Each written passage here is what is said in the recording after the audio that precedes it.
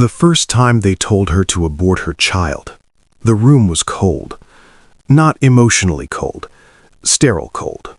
White walls, silver instruments, the faint hum of a machine translating life into flickering sound waves. The doctor didn't look cruel. That was the unsettling part. She looked tired, professional, almost sympathetic. There are severe abnormalities, she said gently, eyes fixed on the screen instead of her face. If the pregnancy continues, the child may be born with significant deformities, facial structure, limbs, possibly neurological complications. Her husband squeezed her hand, but not in comfort, in calculation. The doctor continued, voice steady. You still have time. Termination would be medically advisable. Silence. Just the rhythmic thump of a tiny heartbeat echoing through the room. She stared at the screen, that blurred shape, that flicker. Her child. Her husband cleared his throat. We can try again, he whispered. It's not worth ruining our lives over this. Ruining our lives. The words landed heavier than the diagnosis. She didn't cry. Not there. Not yet. Instead, she asked the only question that mattered. Will he live?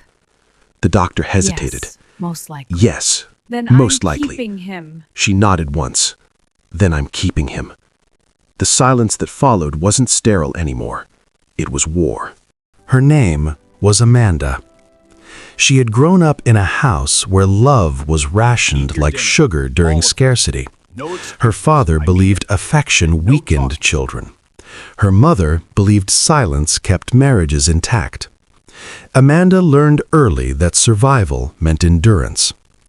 When she met Makos, he was different, Thank you. You always charming, make me smile. articulate, That's my ambitious. favorite thing to do. He promised her softness, promised her protection.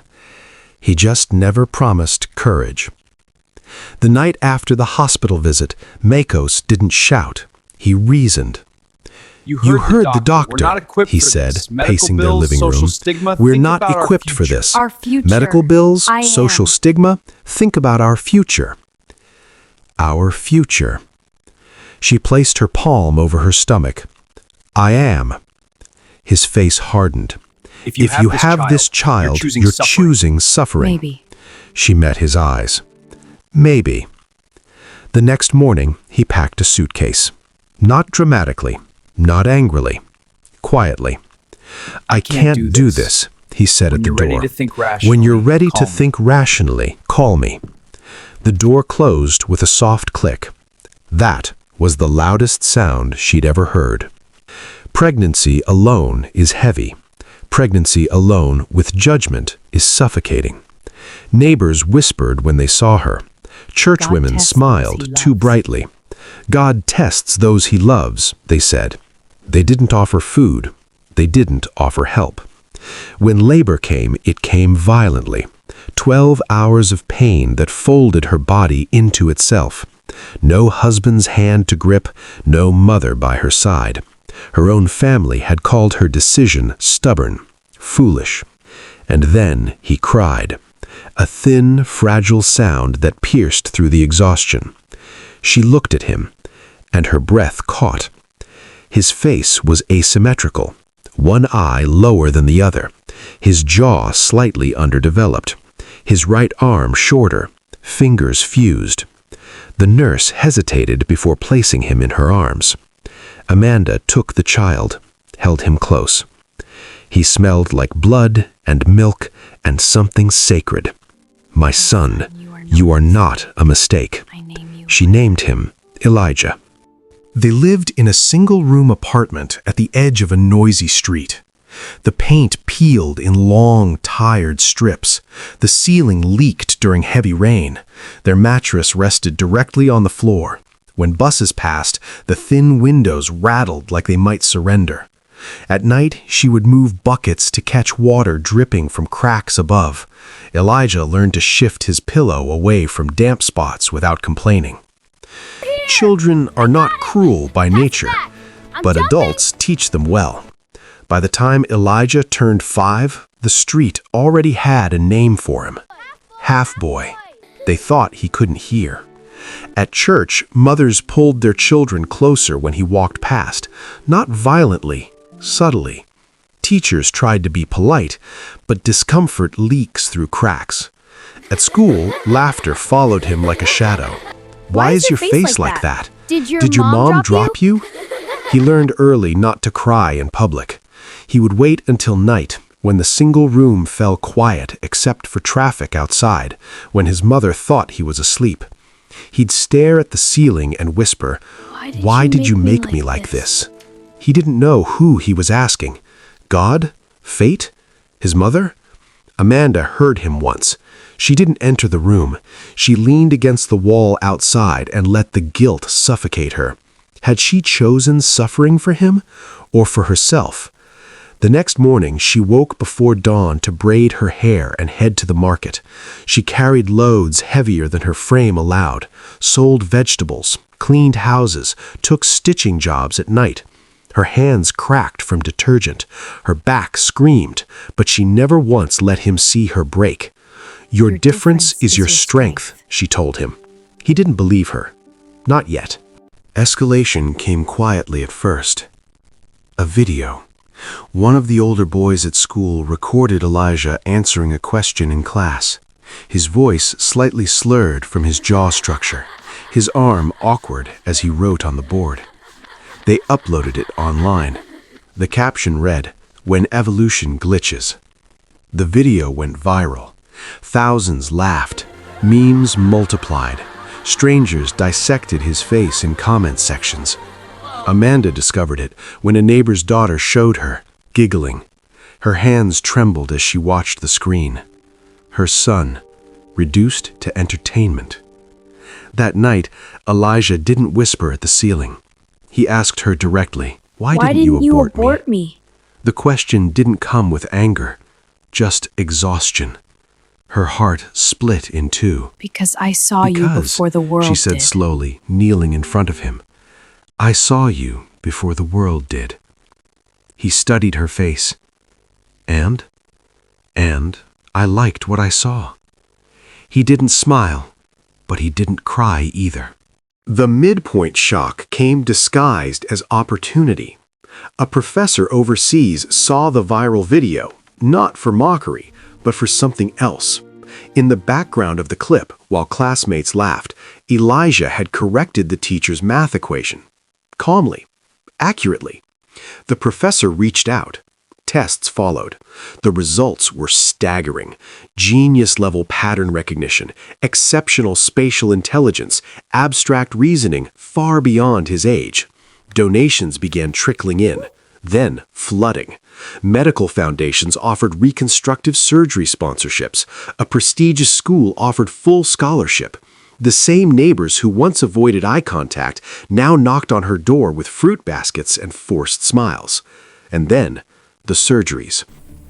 Hours under anesthesia, months of recovery, skin stretched, bones reshaped, fingers separated. With each procedure, his reflection changed, gradually, until one day he looked almost ordinary. Scars traced faint lines across his jaw, but his eyes remained the same. The money accumulated quietly in accounts she had never imagined owning. One afternoon, Elijah stood outside their old building, looking up at the cracked balcony where he used to sit. Let's leave, he said softly. Not angrily, not bitterly, just decisively. The move happened without announcement. A black SUV pulled up to the narrow street one morning. Neighbors peered through curtains as movers carried out their worn mattress, their small stove, the metal trunk that held Amanda's wedding photos she never displayed. They drove away without ceremony. Their new house stood in a gated community lined with manicured hedges and silent roads. 2 floors, tall glass windows, marble floors that reflected light like water. A staircase curved upward like something from a movie she once watched through a shop window. Amanda stepped inside slowly. Her sandals echoed against polished tiles. She ran her fingers across a white kitchen island, smooth, cold, flawless. No peeling paint, no leaking roof, no rattling windows. Her bedroom had space for more than survival. A king-bed bed, curtains that blocked out the noise of the world, a bathroom larger than their entire old apartment. She walked onto the balcony overlooking a garden designed by someone who understood beauty. And for the first time in decades, she exhaled fully. Not in fear, not in endurance, but in arrival. She wept, not because she loved luxury, but because the single-room suffering had finally released her. Elijah watched her quietly. Every tile, every chandelier, every imported couch was not proof of wealth. It was proof that her sacrifice had not been wasted. Makos heard about it from a colleague. He saw the articles, the interviews, the house featured briefly in a magazine spread. He went to his ex-wife's new mansion one afternoon, rehearsing apologies at the gate. When the gate opened, he felt smaller than he ever had. Amanda stepped outside first. She was dressed simply, but she carried herself differently now. Not hardened, just certain. Mako swallowed. I was wrong. I was wrong, I was he said afraid. immediately. No performance, no excuses at first, just raw admission. I was afraid. I thought I was being practical. I didn't think I could handle it. Elijah appeared behind her, taller now, composed. Mako's voice cracked. Son, Elijah raised his hand gently. You don't get to start there. The words weren't cruel. They were measured. Makos nodded, shame flooding his face. I followed everything, he said. I'm proud of you. I don't expect anything. I want to come back, to be part of your lives. Silence stretched. Forgiveness hovered in the air like fragile glass. Amanda stepped forward slightly. I forgave you years ago. Not she for said you. calmly. Not for you, for myself. I couldn't carry bitterness and carry my child too. Mako's eyes filled with tears. But forgiveness doesn't erase consequence. Elijah met his father's gaze steadily. When I was mocked, you weren't there. When surgeries hurt, you weren't there. When Mom cried at night thinking I couldn't hear, you weren't there. Each sentence was quiet, each one heavier than shouting. I don't hate you, Elijah continued, but you don't get to return now that it's comfortable.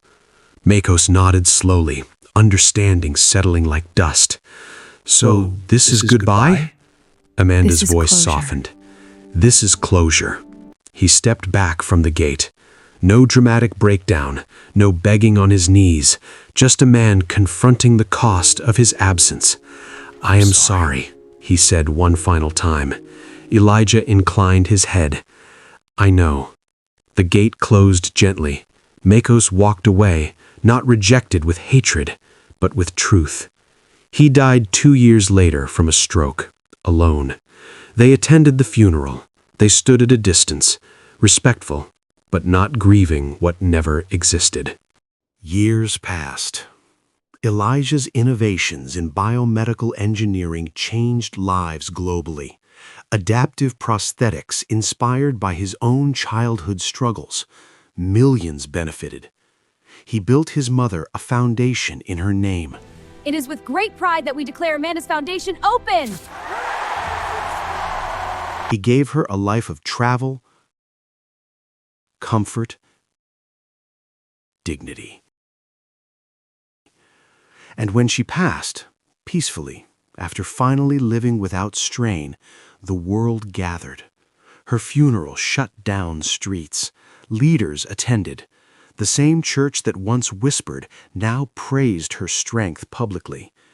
Elijah stood before thousands. My mother was told my life would be a burden. What no one calculated was her capacity to carry it. Months later, he unveiled a statue of her. Bronze, strong. Tourists visit it now. School children study her story. But what they rarely understand is this. She did not choose him because she knew he would become extraordinary. She chose him when extraordinary was not guaranteed. She chose him when he looked like inconvenience, when he sounded like risk, when he felt like sacrifice. And that choice, made in a cold, sterile room, echoed louder than any applause that followed. Because courage is not proven after success. It is proven before it.